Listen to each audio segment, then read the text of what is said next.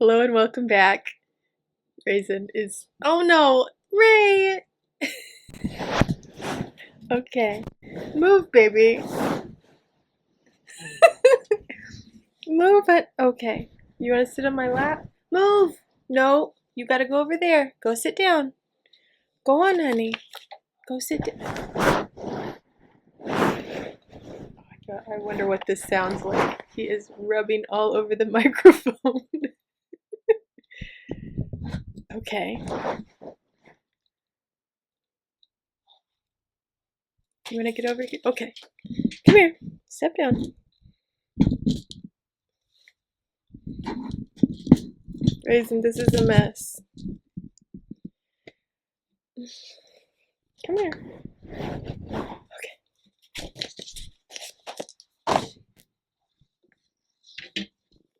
Oh, honey. No! You may not do that. You gonna get down? Okay. You going out? Okay, good boy. Hello and welcome back. Today is Thursday, December 12th, 2024, and we are reading chapter 36 of Lirael by Garth Nix today. Ray was in here a few minutes ago, but I kicked him out because he was acting up. He started rolling all over the place and knocking the microphone and hitting the camera, so I was going back and forth. And my friend just posted the cutest video yesterday of she was trying to, well, she was not trying, she was successfully doing a tarot reading or oracle reading with her two little puppies on her lap, and they were being so good and just sitting there, and one was nearly asleep in her lap, the other one was looking up and looking at the cards. It was so cute. But that's what I want for my videos. I want to hold my cat while I read.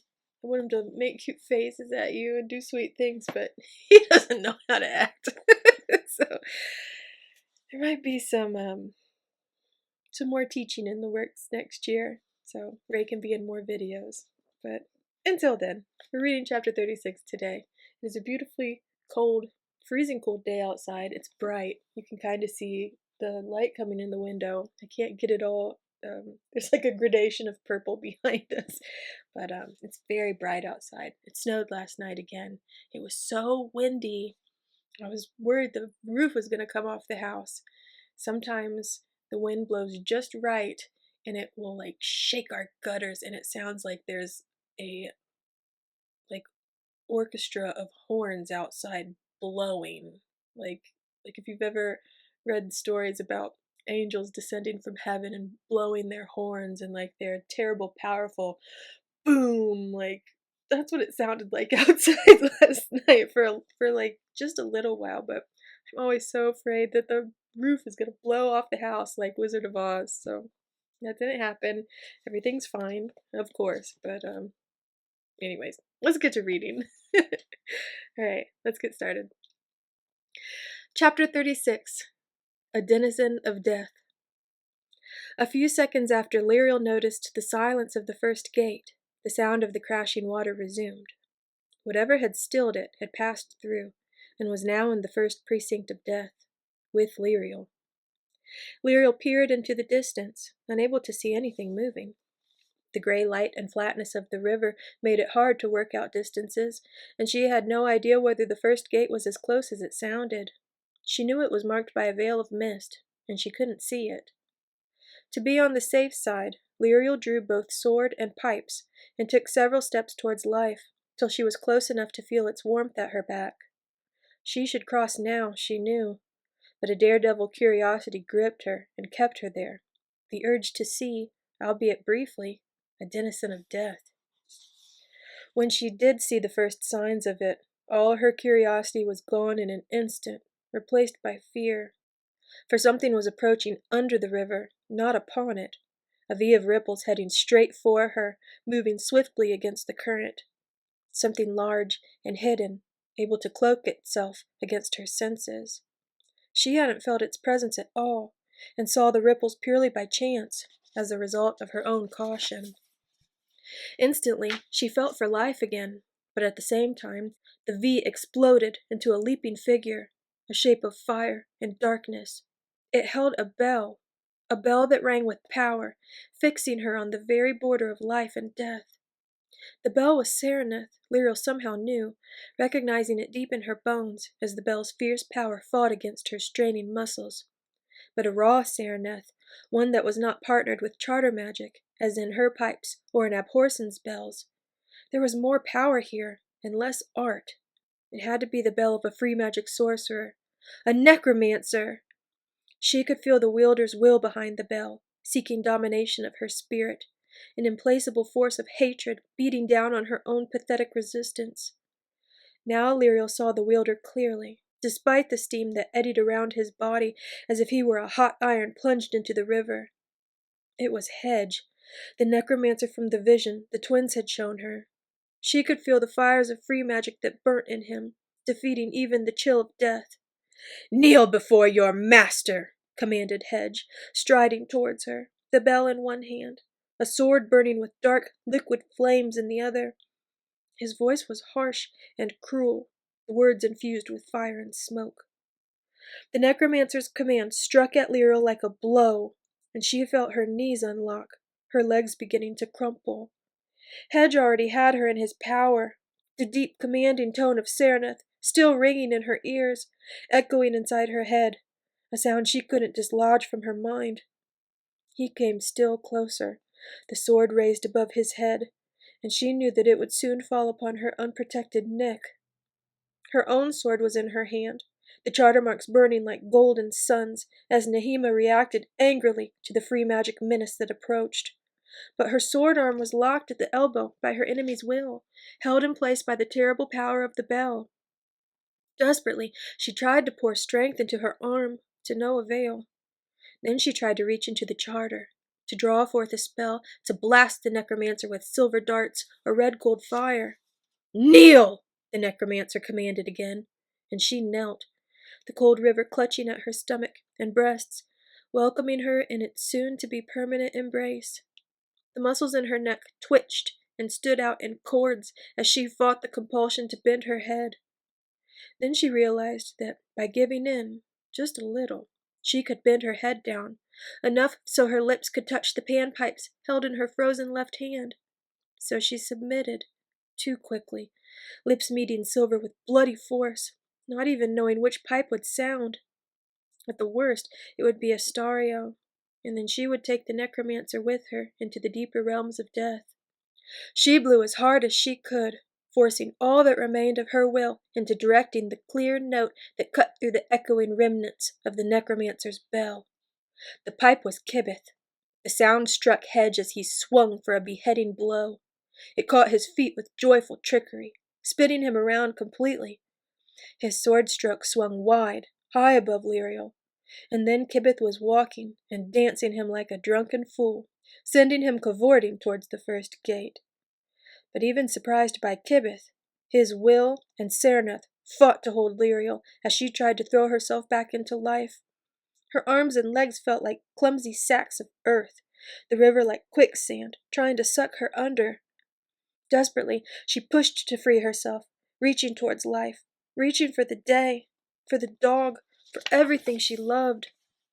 Finally, as if a rope that held her snapped, Lirael pitched forward into sunlight and cool breezes, but not before the necromancer had shouted out his farewell, in words as cold and threatening as the river of death itself. "I know you! You cannot hide! I will—" His last words were cut off as Lirael completely reoccupied her body, senses rearranging themselves for the living world. As the book had warned, there was ice and frost all over her, lining every fold of her clothing. There was even an icicle hanging from her nose. She broke it off, which hurt, and sneezed. "What? What was that?" barked the dog, who was practically under her feet. Clearly, she had sensed that Lirael had been attacked. A necromancer," said Lirael, shivering. The vision that the Clare showed me. Hedge, he almost killed me." The dog growled, low in her throat, and Lirael suddenly noticed that she had grown as tall as her own shoulder and now sported much larger and sharper teeth. I knew I should have stayed with you, mistress. Yes, mumbled Lirael. She still could hardly speak, her breath coming in little panicked pants. She knew the necromancer couldn't follow her back here. He would have to return to his own body and life. Unfortunately, her little kibith pipe wouldn't have walked him far. He was easily powerful enough to come back and send dead spirits through to pursue her. The bodiless ones. He'll send something after me. We've got to get out of here. The dog growled again, but didn't object as Lirael stumbled back across the stony island, intent on getting aboard Finder as quickly as possible. She circled behind Lirael, so every time the girl looked back nervously, there was the dog, standing between her and danger. A few minutes later, safe in the swift waters of the Readalong, Lirael collapsed from the shock, lying down in the boat with just one hand lightly touching the rudder. Finder could be trusted to steer her own course. I would have bitten that necromancer's throat out, said the dog, after letting Lirael gasp and shake for several minutes. He'd have had cause to remember my teeth. I don't think he would notice if you did rip his throat out, said Lirael, shivering. He felt more dead than alive.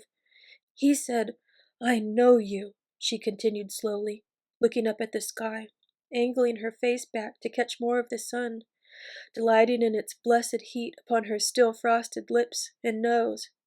How could he know me? Free magic eats up necromancers, said the dog, shrinking herself down to a less belligerent and more conversational size. The power they seek to wield, the free magic they profess to master, ultimately devours them. That power recognizes your blood. That's probably what he meant by, I know you. I don't like the thought of anyone outside the glacier knowing me, said Lirael, shuddering. Knowing who I am. And that necromancer's probably with Nicholas now, in life. So when I find Nicholas, I'll find the necromancer, like a bug going to a spider to find a fly. Tomorrow's trouble, said the dog, soothing her, not very convincingly. At least we're done with today's. We're safe on the river. Lirael nodded, thinking. Then she sat up and scratched the dog under the chin and all around her ears. Dog, she said hesitantly, there's free magic in you, maybe even more than the charter magic in your collar. Why aren't you like the necromancer? The dog sighed with a meaty oof that made Lirael wrinkle her nose. The dog tilted her head to one side, thinking before she answered. In the beginning, all magic was free magic, unconstrained, raw, unchanneled. Then the charter was created, which took most of the free magic and made it ordered, subject to structure, constrained by symbols. The free magic that remained separate from the charter is the free magic of necromancy, of Stilken, Margru, and Hish, of Analim and Gorger, and all the other fell creatures, constructs, and familiars. It's the random magic that persists outside the charter. There's also free magic that helped make the charter, but was not consumed by it, continued the dog. That is quite different from the free magic that would not join in the creation of the charter. You speak of the beginning, said Lirael, who wasn't at all sure she understood. But could that be before the charter? It doesn't have a beginning or an end. Everything has a beginning, replied the dog, including the charter. I should know, since I was there at the birth of it, when the 7 chose to make the charter, and the 5 gave themselves to the making. In a sense, you were there too, mistress. You're descended from the 5.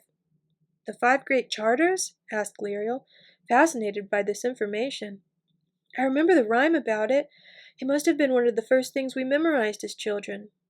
She sat up even straighter, and clasped her hands behind her back, unconsciously assuming the recital position she'd learned as a child.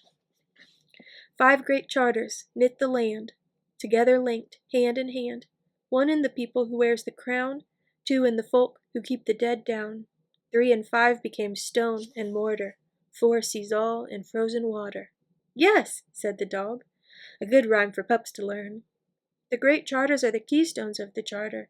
The bloodlines, the wall, and the charter stones all come from the original sacrifice of the 5, who poured their power into the men and women who were your ancestors. Some of those, in turn, passed that power into stone and mortar, when blood alone was judged to be too easily diluted or led astray. So if the 5 were sort of dissolved into the charter, what happened to the other 2? Asked Lirael, digesting this information with a frown. Everything she had read said the charter had always existed and always would. You said there were 7 who chose to make the charter. It began with the 9, replied the dog quietly. 9 who were most powerful, who possessed the conscious thought and foresight that raised them above all the tens of thousands of free magic beings that clamored and strove to exist upon the earth. Yet of the 9, only 7 agreed to make the charter. 1 chose to ignore the 7's work, but was finally bound to serve the charter. The 9th fought, and was barely defeated. That's number 8 and 9, said Lirael, counting on her fingers. This would be much easier to understand if they had names instead of numbers. Anyway, you still haven't explained what happened to, 6 and 7. Why didn't they become part of the great charters? They put a great deal of their power into the bloodlines, but not all their being, replied the dog. But I suspect they were perhaps less tired of conscious individual existence. They wished to go on, in some form or another. I think they wanted to see what happened, and the 7 did have names. They are remembered in the bells, and in the pipes you have in your belt.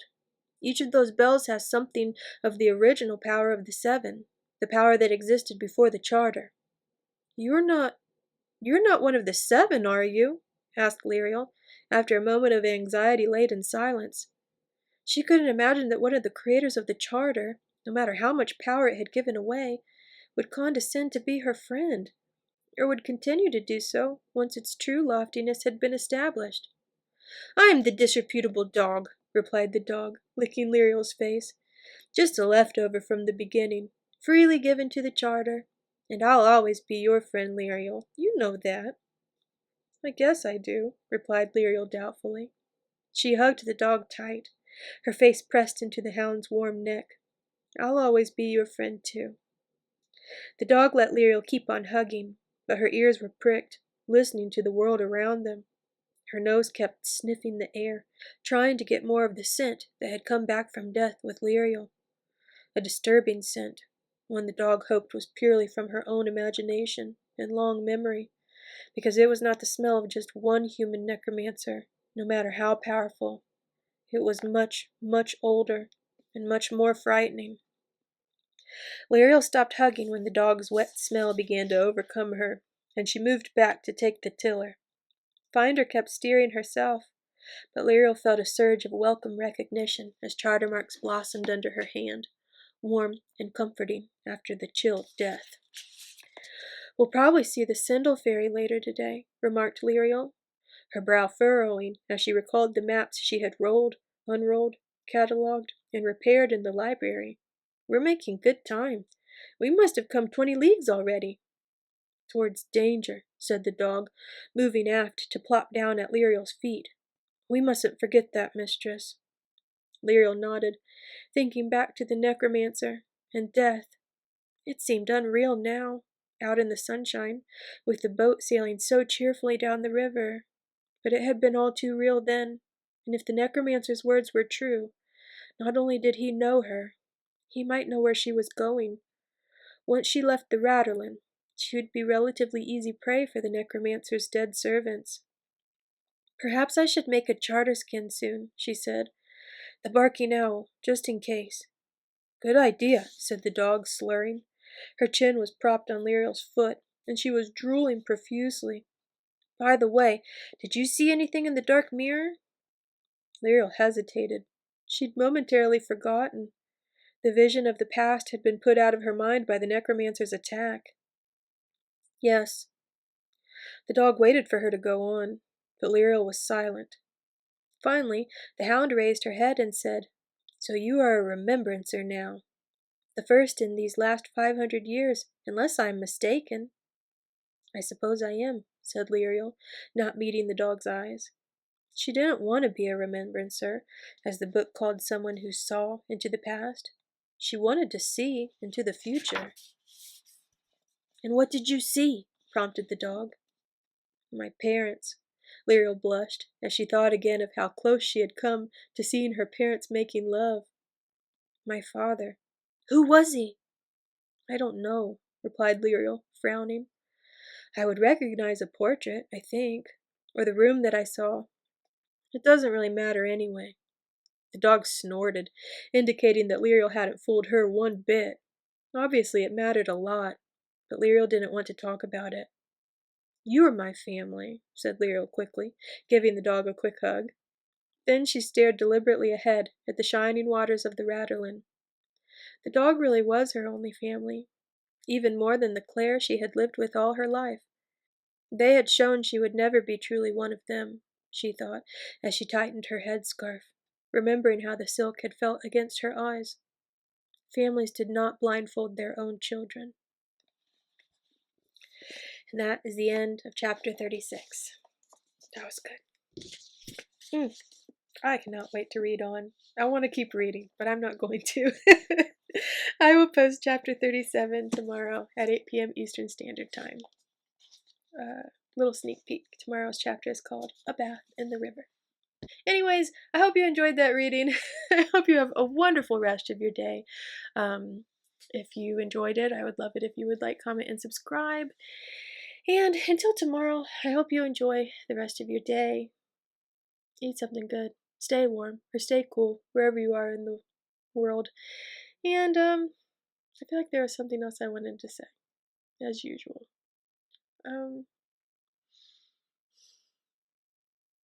I can't remember. I can't think of anything else to say, so take care. I'll see you tomorrow. And as always, may your magic manifest. Bye.